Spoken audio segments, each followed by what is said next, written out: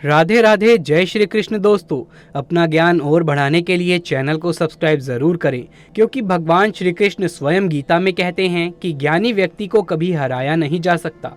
जय श्री कृष्ण। दोस्तों, भगवान श्री कृष्ण का जन्म भाद्रपद माह के कृष्ण पक्ष की अष्टमी तिथि को हुआ था। इस शुभ तिथि को भगवान श्री कृष्ण के जन्म उत्सव के रूप में मनाया जाता है और इसे जन्माष्टमी कहा जाता है। जन्माष्टमी भारत के हर कोने कोने में बड़े उत्सव के साथ मनाया जाता है। इस पर्व को विदेशों में रहने वाले नागरिक भी बड़े ही धूमधाम के साथ मनाते हैं। दोस्तों, मान्यता है कि इस दिन पूरे श्रद्धा भाव से पूजा व्रत आदि करने से भगवान सबकी मनोकामनाएं पूरी करते हैं। और वहीं अगर जिन लोगों की कुंडली में चंद्रमा अगर कमजोर होता है तो उनके लिए ये व्रत बहुत ही शुभ और फायदेमंद होता है। संतान प्राप्ति के लिए जन्माष्टमी का व्रत रखना बहुत ही शुभ और मंगलकारी माना जाता है। माना जाता है कि जो भी स्त्री जन्माष्टमी के दिन भगवान लड्डू गोपाल को झूला झूलाती है तो उसके शीघ्र ही विवाह के योग बन जाते हैं और संतान होने में विलंब नहीं होता। ऐसे में जन्माष्टमी का व्रत अवश्य करें, शीघ्र ही सारे काम बन जाते हैं। दोस्तों, जन्माष्टमी की पूजा मध्य रात्रि की जाती है, इसीलिए इस साल भगवान श्री कृष्ण का जन्म उत्सव 6 सितंबर 2023 बुधवार को मनाया जाएगा। इस दिन भगवान श्री कृष्ण का 5550वां जन्म उत्सव मनाया जाएगा। दोस्तों, जन्माष्टमी 2023 पूजा का शुभ मुहूर्त 6 दिसंबर 2023 दिन बुधवार रात 11:57 से 12:42 के बीच जन्माष्टमी की पूजा की जाएगी। आपको बता दें, कान्हा जी का जन्म रोहिणी नक्षत्र में मध्य रात्रि में हुआ था। 6 सितंबर को रोहिणी नक्षत्र की शुरुआत सुबह 9:20 से हो रही है। अगले दिन 7 सितंबर को सुबह 10:25 पर इसका समापन हो जाएगा। वहीं जन्माष्टमी व्रत का पारण 7 सितंबर को सुबह 6:02 या शाम 4:14 के बाद किया जाएगा। दोस्तों, वहीं गृहस्थ और वैष्णव संप्रदाय के लिए जन्माष्टमी की तिथि आपको बता दें, गृहस्थ और वैष्णव संप्रदाय के लोग अलग अलग दिन कृष्ण जन्माष्टमी मनाते हैं।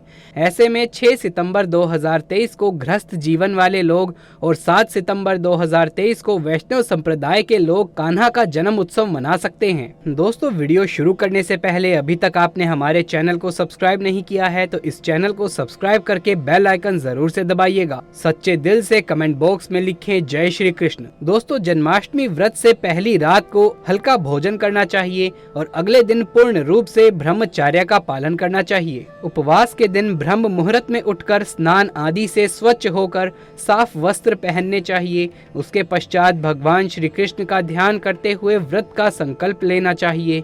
इसके पश्चात भगवान श्री कृष्ण को माखन, मिश्री और नारियल की बनी मिठाई का भोग लगाएं। दोस्तों, रात 12 बजे भगवान लड्डू गोपाल का जन्म होगा।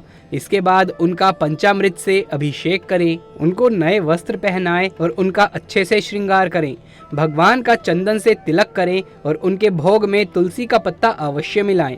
भगवान श्री कृष्ण की पूजा में जब तक तुलसी का पत्ता शामिल ना हो तब तक व्रत हमेशा अधूरा ही रहता है। इसके बगैर आप भगवान श्री कृष्ण को प्रसन्न नहीं कर सकते। तुलसी के बगैर जन्माष्टमी का पर्व भी हमेशा अधूरा ही रहता है। दोस्तों, नंद के आनंद भयो जय कन्हैया लाल की कहकर भगवान लड्डू गोपाल को झूला झुलाएं। इसके पश्चात भगवान श्री कृष्ण की शुद्ध घी के दीपक और धूप बत्ती से आरती करें। दोस्तों, जन्माष्टमी की पूजा में भगवान का श्रृंगार भी बहुत अहम माना जाता है। आज हम आपको 8 ऐसी वस्तुओं के बारे में बताने जा रहे हैं जो भगवान लड्डू गोपाल को अति प्रिय है।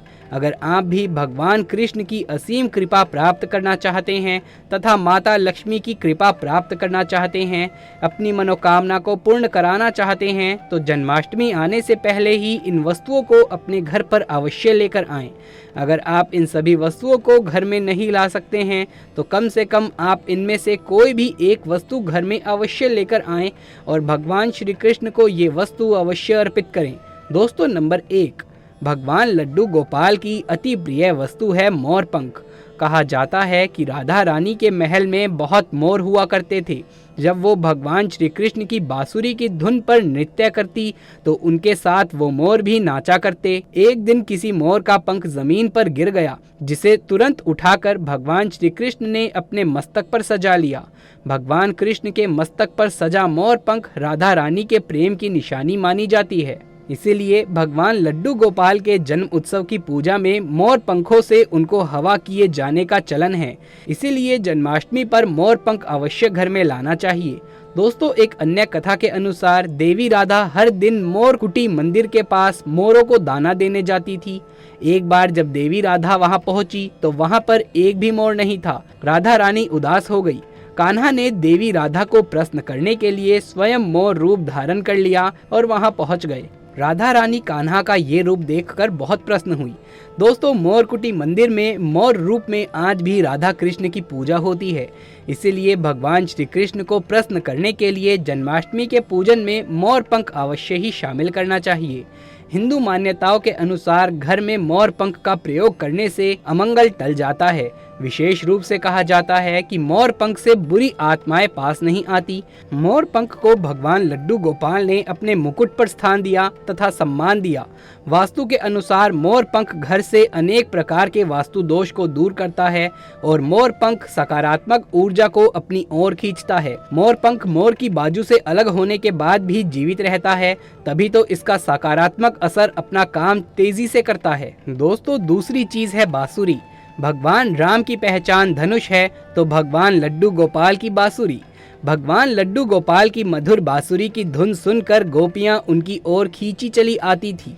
भगवान लड्डू गोपाल की बंसी प्रेम और आनंद का प्रतीक है। बाल कृष्ण गोपियों के साथ बंसी बजाकर रास रचाते थे और सृष्टि में प्रेम का संचार करते थे।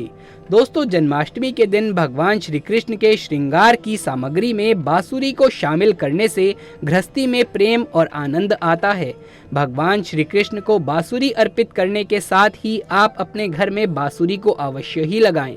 दोस्तों, माना जाता है कि जहां कहीं भी वास्तु दोष हो वहां बांसुरी लगाने से वास्तु दोष दूर हो जाता है।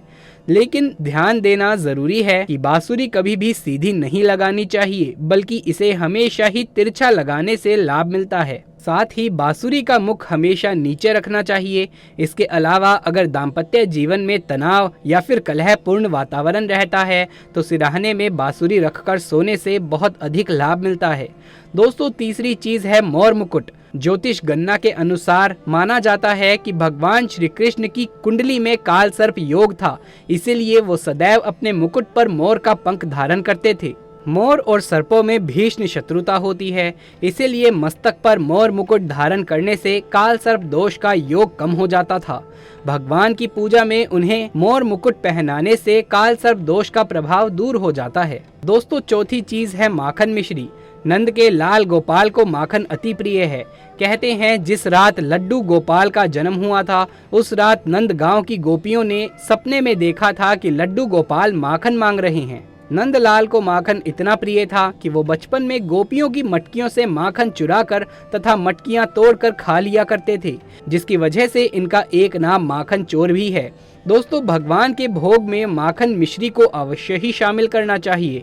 प्रेम पूर्वक भगवान लड्डू गोपाल को माखन मिश्री का भोग लगाने से आरोग्य की प्राप्ति होती है, धन सुख समृद्धि की प्राप्ति होती है, धन लक्ष्मी आपके घर में धन की वर्षा करती है। भगवान लड्डू गोपाल को माखन मिश्री अर्पित करने से वो शीघ्र ही आपकी सभी इच्छाएं पूर्ण करते हैं। दोस्तों, पांचवी चीज है झूला या फिर पालना। भक्ति भाव के भूखे बाल गोपाल को जन्माष्टमी पर झूला झुलाने की परंपरा चली आ रही है। ये ठीक उसी प्रकार से है जैसे बच्चे के जन्म के बाद उसे पालने में झुलाने से आनंद की प्राप्ति होती है। उसी प्रकार भक्तजन अपने प्रभु के बाल रूप को पालने में झुलाकर भक्ति के परम सुख को प्राप्त करते हैं। दोस्तों, भगवान को झूला या पालना भेंट करने से प्रेम और आनंद की प्राप्ति होती है और एक नारी को भगवान लड्डू गोपाल की तरह ही एक सुंदर पुत्र की प्राप्ति होती है, जो कि ऐसा बालक भगवान लड्डू गोपाल की तरह ही मनमोहक होता है, सुंदर होता है, आकर्षण से भरा होता है। दोस्तों, छठी चीज है पीले वस्त्र। जन्म उत्सव के वक्त भगवान के बाल स्वरूप को पंचामृत से स्नान कराने के पश्चात पीले रंग के वस्त्र ही पहनाए जाते हैं। अगर आप भी इस बार जन्माष्टमी का पर्व मनाने वाले हैं तो आप पूजा की सामग्री में पीले रंग के वस्त्रों को अवश्य ही शामिल करें। पीली चीजें आवश्यक शामिल करें। भगवान को पीताम्बर वस्त्र अति प्रिय है। ये प्रेम और वैराग्य के प्रतीक हैं। दोस्तों, सातवीं चीज है गो यानी कि गाय। भगवान लड्डू गोपाल का निवास गोलोक माना जाता है। गाय भगवान की सहचर है। भगवान लड्डू गोपाल के साथ पूजा में बछड़े के साथ ही गाय की पूजा करना सुख समृद्धिदायक माना जाता है। पुराणों में गाय को धन का प्रतीक माना गया है। भगवान धन रूपी गो की रक्षा करते हैं। दोस्तों, ज्योतिष शास्त्र के अनुसार गाय के भीतर गुरु ग्रह का वास होता है। यदि ये ग्रह किसी व्यक्ति की कुंडली में नीच स्थिति में हो तो उसे गाय की सेवा करनी चाहिए। ऐसा करने से वो उस ग्रह की कुपित दृष्टि से बच सकता है। इसके अलावा वास्तुशास्त्र के अनुसार पूजा स्थान अथवा बैठक के कमरे में ईशान कोण में चांदी की गाय और उसका बछड़ा रखने से भी भाग्य में वृद्धि होती है। इसीलिए आप जन्माष्टमी से पहले ही चांदी की गाय और उसका बछड़ा अपने घर पर अवश्य ही लाएं। अगर आप चांदी का नहीं ला सकते हैं तो आप मिट्टी का ला सकते हैं, या फिर आप गाय और बछड़े की तस्वीर लाकर भी ईशान कोण में लगा सकते हैं। दोस्तों, आठवीं चीज है गीता की पोथी। भगवान श्री कृष्ण ने महाभारत के युद्ध के दौरान अपने प्रिय सखा और पांडवों में श्रेष्ठ धनुर्धर अर्जुन को गीता का उपदेश दिया था। गीता मोह से निकल के संसार को देखने का मार्ग बताती है। इसे भगवान श्री कृष्ण की वाणी कहते हैं, जो मनुष्य को मुक्ति का मार्ग और कर्म पथ पर चलने का ज्ञान देती है।